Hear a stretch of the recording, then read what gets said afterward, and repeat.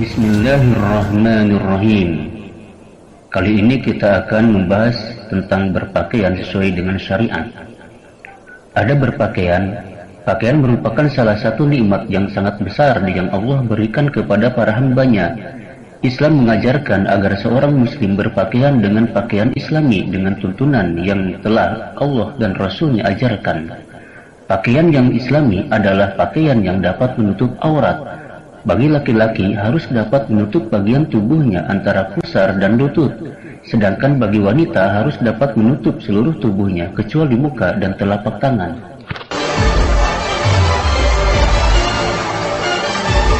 Abi Hurairah qala qala Rasulullah sallallahu alaihi wasallam, "Sinfani min ahli an-nar lam arahuma." قوم معهم شيات كأذناب البقر يضربون بها الناس ونساء كاسيات عاريات مميلات مائلات رؤوسهن كأسنمة البخت المائلة لا يدخلن الجنة ولا يجدن ريحها وإن ريحها ليوجد من مسيرة كذا وكذا. Dari Abu Hurairah radhiyallahu anhu, dia berkata, Rasulullah sallallahu alaihi wasallam bersabda, ada dua golongan dari penduduk neraka yang belum pernah aku lihat. Suatu kaum yang memiliki cambuk seperti ekor sapi untuk memukul manusia, dan para wanita yang berpakaian tapi telanjang, berlenggak-lenggok, kepala mereka seperti punuk unta yang miring. Wanita seperti itu tidak akan masuk surga dan tidak akan mencium baunya surga, walaupun baunya tercium selama perjalanan sekian dan sekian. Sahih Muslim. Ibn Abbas radhiyallahu anhuma qala la'ana Rasulullah sallallahu alaihi wasallam al-mutasammihina min ar-rijali bin nisa wal mutasammihati min an-nisa'i min rijal. Dari Ibnu Abbas radhiyallahu anhuma, dia berkata, Rasulullah sallallahu alaihi wasallam melaknat laki-laki yang menyerupai wanita dan wanita yang menyerupai laki-laki. Hadis riwayat Al-Bukhari, Abu Daud dan Tirmidzi. Bahkan Rasulullah sallallahu alaihi wasallam memerintahkan agar mereka diusir dari dalam rumah kita. An Ibnu Abbas qala la'ana an-nabiy sallallahu alaihi wasallam al-mukhannathina min ar-rijal wa mutarajjilati min an-nisa wa qala akhrijuhum min buyutikum. Qala wa akhrija an-nabiy sallallahu alaihi wasallam fulana wa akhrija Umar fulana. Dari Ibnu Abbas, dia berkata, Rasulullah SAW melaknat laki-laki yang bergaya wanita dan wanita yang bergaya laki-laki, dan beliau memerintahkan, keluarkan mereka dari rumah-rumah kamu. Ibnu Abbas berkata, Nabi SAW telah mengeluarkan si fulan, Umar telah mengeluarkan si fulan. Hadis riwayat Al-Bukhari, Abu Daud dan Tirmidzi. Dohirlah pada hadis ini adalah larangan keras terhadap perbuatan at-tashabbuh, yaitu laki-laki menyerupai wanita atau sebaliknya dalam segala hal. Akan tetapi telah diketahui dari dalil-dalil lain bahwa yang dimaksud adalah larangan tasabbuh dalam hal pakaian, sifat, gerakan, dan semisalnya, bukan tasabbuh atau menyerupai dalam perkara-perkara kebaikan.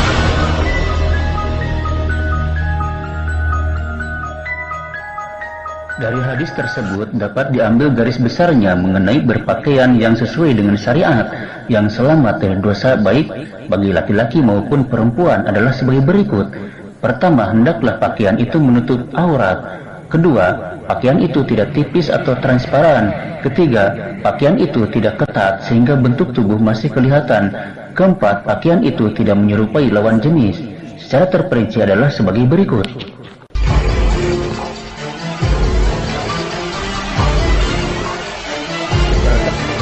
Pertama, ada berpakaian bagi seorang laki-laki. Tentang ada berpakaian bagi seorang laki-laki menurut Islam terlihat dari sabda Nabi berikut ini. Nahani Rasulullah sallallahu alaihi wasallam an yatakhattam bi dhahabi wa an libasil kisi wa an libasil muasfar. Rawahu Tabrani. Rasulullah sallallahu alaihi wasallam pernah melarang aku memakai cincin emas dan pakaian sutra serta pakaian yang dicelup dengan asfar atau warna kuning polos.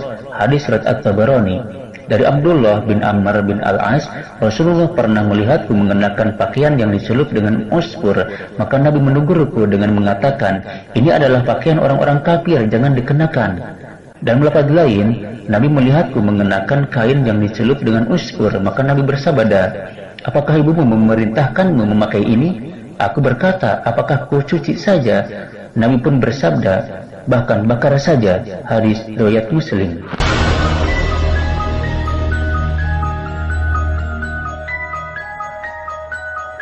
Ada berpakaian bagi seorang laki-laki dengan demikian adalah sebagai berikut.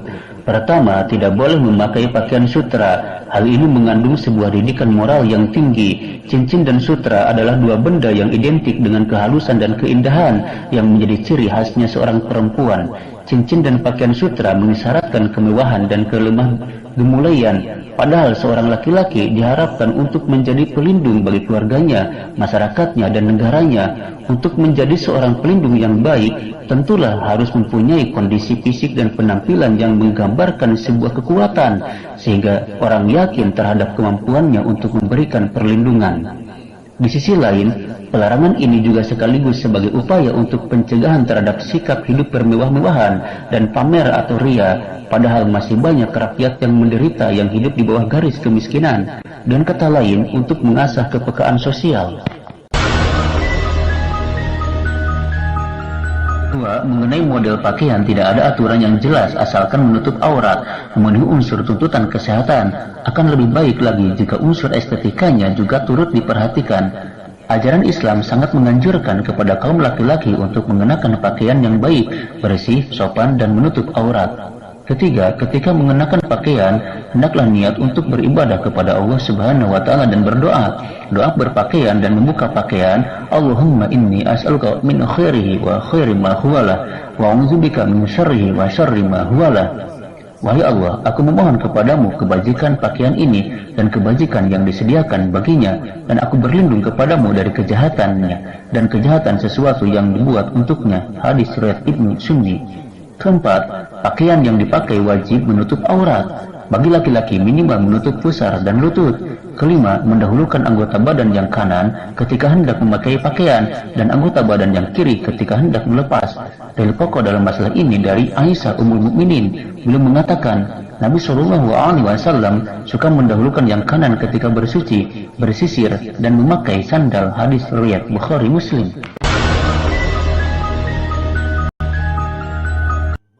Apabila hendak pergi ke masjid, pakailah pakaian yang baik, bersih dan rapi, sebagaimana firman Allah Subhanahu wa Ta'ala, Ya bani Adam khudhu zinatakum 'inda kulli masjid. Artinya, hai anak Adam, pakailah pakaianmu yang indah di setiap memasuki masjid. Quran surat Al-A'raf ayat 31. Warna pakaian yang akan dipakai hendaklah berwarna putih. Warna pakaian yang dianjurkan untuk laki-laki adalah warna putih. Tentang hal ini terdapat hadis dari Ibnu Abbas. Rasulullah SAW bersabda, kenakanlah pakaian yang berwarna putih, karena itu adalah sebaik-baik pakaian kalian, dan jadikanlah kain berwarna putih sebagai kain kapan kalian. Hadis riwayat Ahmad, Abu Daud, dan lain-lain. Hadis sahih. Para lelaki Muslim haram hukumnya menggunakan sutra dan emas.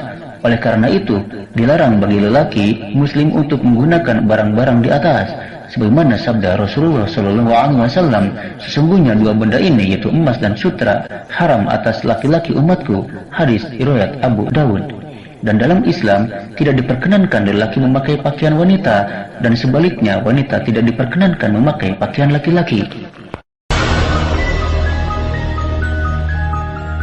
2. Tata cara berpakaian bagi perempuan. Ada berpakaian bagi seorang perempuan dalam Islam tergambar dalam firman Allah, Quran Surat An-Nur ayat 31 berikut ini. Bismillahirrahmanirrahim. Wa qul lil mu'minati yaghdudna min absarihinna wa yahfazna furujahunna wa la yubdina zinatahunna illa ma zahara minha wal yadribna bi khumurihinna ala juyubihinna wa la yubdina zinatahunna illa li bu'ulatihinna أو آبائهن أو آباء بعولتهن أو أبنائهن أو أبناء بعولتهن أو إخوانهن أو بني إخوانهن أو بني أخواتهن أو نسائهن أو ما ملكت أيمانهن أو التابعين غير أولي الإربة من الرجال أو الطفل الذين لم يظهروا على عورات النساء ولا يضربن بأرجلهن ليعلم ما يخفين من زينتهن وتوبوا إلى الله جميعا أيها المؤمنون لعلكم تفلحون.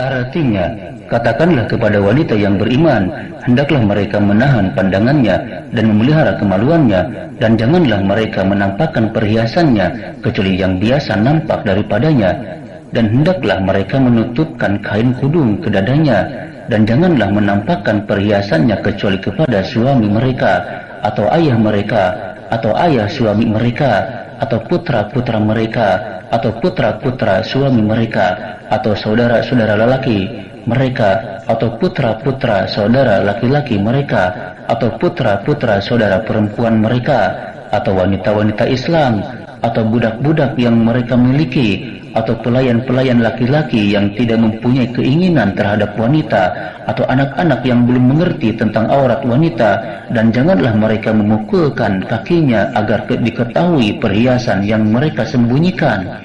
Dan bertaubatlah kamu sekalian kepada Allah, hai orang-orang yang beriman, supaya kamu beruntung.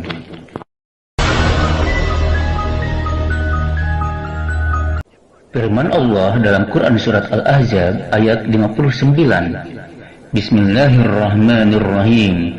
Ya ayyuhan nabiyyu qul li azwajika wa banatika wa nisa'il mu'minin yudnina 'alaihinna min jalabibihin dzalika adna an yu'rafna fala yu'zain wa kana Allahu ghafurur rahima. Artinya, hai Nabi, katakanlah kepada istri-istrimu, anak-anak perempuanmu, dan istri-istri orang mukmin, hendaklah mereka mengeluarkan jilbabnya ke seluruh tubuh mereka. Yang demikian itu supaya mereka lebih mudah untuk dikenal, karena itu mereka tidak diganggu, dan Allah adalah Maha Pengampun lagi Maha Penyayang. Quran Surat Al-Ahzab ayat 59. Di dalam sebuah hadis Nabi bersabda yang artinya, sesungguhnya seorang wanita apabila sudah sampai masa balik atau puber, tidaklah boleh memperlihatkan tubuhnya kecuali muka dan dua telapak tangannya. Hadis riwayat Abu Daud.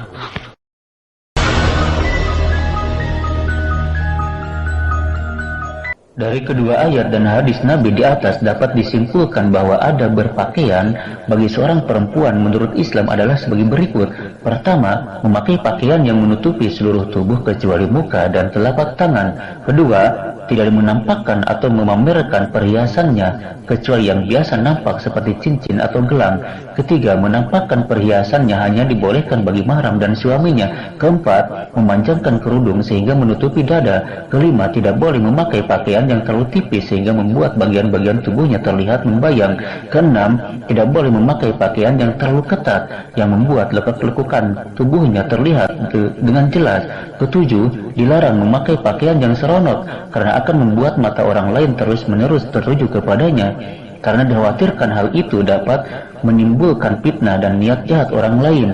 Banyak fakta menunjukkan bahwa kejahatan seksual terjadi selain faktor pelaku yang memang mempunyai tabiat jahat, bisa juga dipicu oleh pihak korban yang dengan sengaja atau tidak memakai pakaian yang memperlihatkan aurat sehingga memancing perlakuan tak senonoh dari orang lain.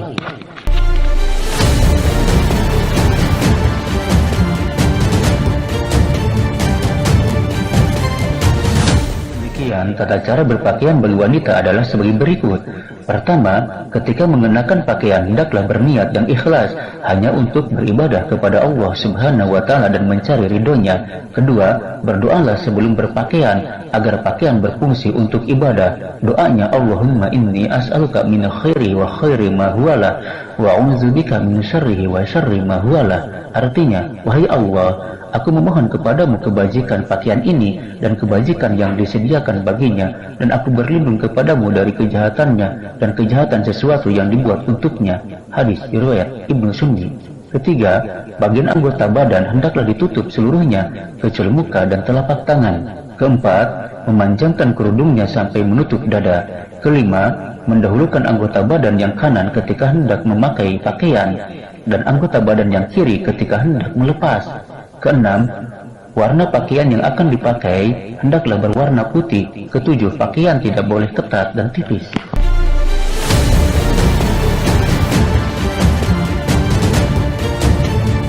Kita lanjutkan pada pembelajaran selanjutnya, yaitu tentang keruksakan yang disebabkan oleh perbuatan zina. Lalu penjelasan tentang hukum bagi para pezina baik muhson atau ghair muhson, serta penjelasan daripada isi kandungan surat An-Nur ayat kedua beserta hukum bacaannya. Penjelasannya sebagai berikut. Simak, dengarkan sampai selesai. Bismillahirrahmanirrahim. Kerusakan yang disebabkan perbuatan zina.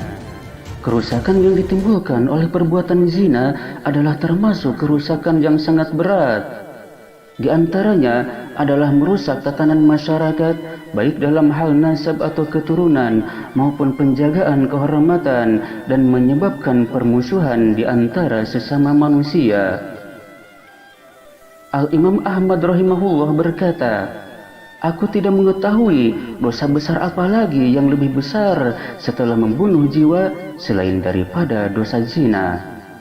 Kemudian beliau menyebutkan ayat ke-68 sampai ayat ke-70 dari surat Al-Furqan.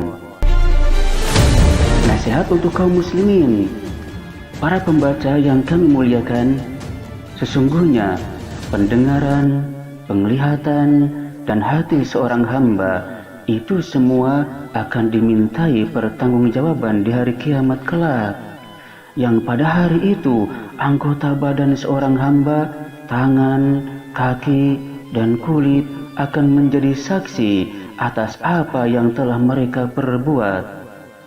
Manusia adalah tempat kesalahan dan dosa. Semua anak cucu Adam pernah berbuat kesalahan.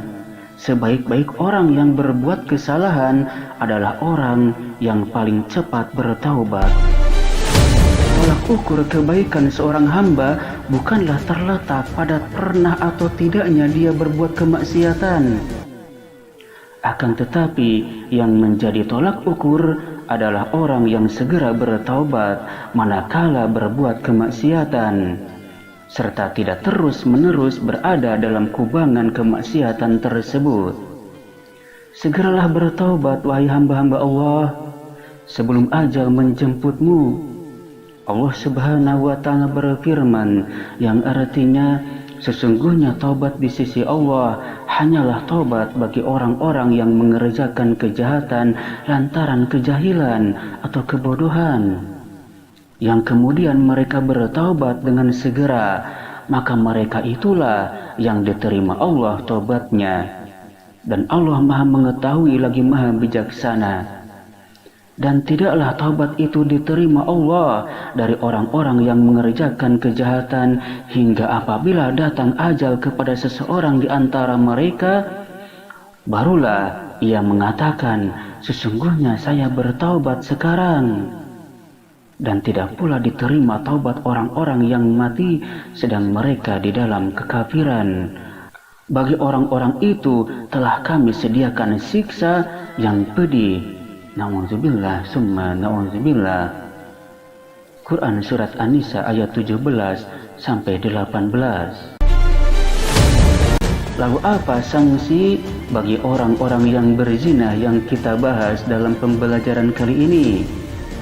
Dalam Quran surat An-Nur surat ke-24 ayat kedua, Allah Subhanahu wa Ta'ala berfirman, A'udzubillahi minasyaitonir rajim. Bismillahirrahmanirrahim.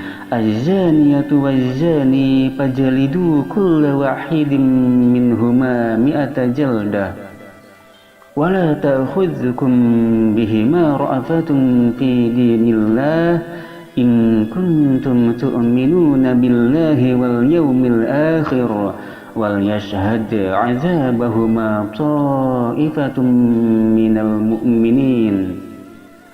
Penjelasan ilmu tajwid daripada surat An-Nur ayat kedua ini, Az-zaniyatu alif lamnya alif lam samsiyah yang wajib idgham dikarenakan alif lam bertemu za, salah satu huruf alif lam samsiyah yang 14 dikumpulkan dalam lafaz tibaizumma sil rahman tapuzum bizani'an da'atu adun min juri syarifal lil kiram to se sudre te juddal nun dal sin doje sin lam. Itulah 14 huruf alif lam syamsiyah. Wazani pajlidu, paje itu kolkolah, ada pantulan, kolkolahnya kolkolah sugro, dikarenakan jim yang merupakan huruf kolkolah disukunkan di tengah kalimat. Pajlidu, pajlidu kulla wahidim minhuma, wahidim tanwin kasar bertemu mim, hukumnya idgham ma'al gunna atau idgham bi gunna, yaitu memasukkan tanwin kasrah kepada mim disertai dengan dengungan 2 harakat. Wahidim minhuma, minhuma min nun mati bertemu ha, hukumnya idhar halqi, yaitu jelas membunyikan nunnya minhuma, dikarenakan nun mati bertemu ha salah satu huruf idhar yang 6, yaitu hamzah, ain, ha, dan kha ghain. Wahidim minhuma mi'ata jaldah wala ta'khudzukum bihima, mim mati bertemu ba, ini hukumnya adalah ikhfa syafawi, dikarenakan huruf ikhfa syafawi ada 1 yaitu ba, sehingga setiap mim mati bertemu ba hukumnya ikhfa syafawi, yaitu membaca mimnya samar pada bibir. Ta'khudzukum bihima. Lalu terjemahan dari Quran surat An-Nur surat ke-24 ayat kedua ini, Az-zaniyatu waz-zani fajlidu kulla wahidin minhuma mi'ata jaldah.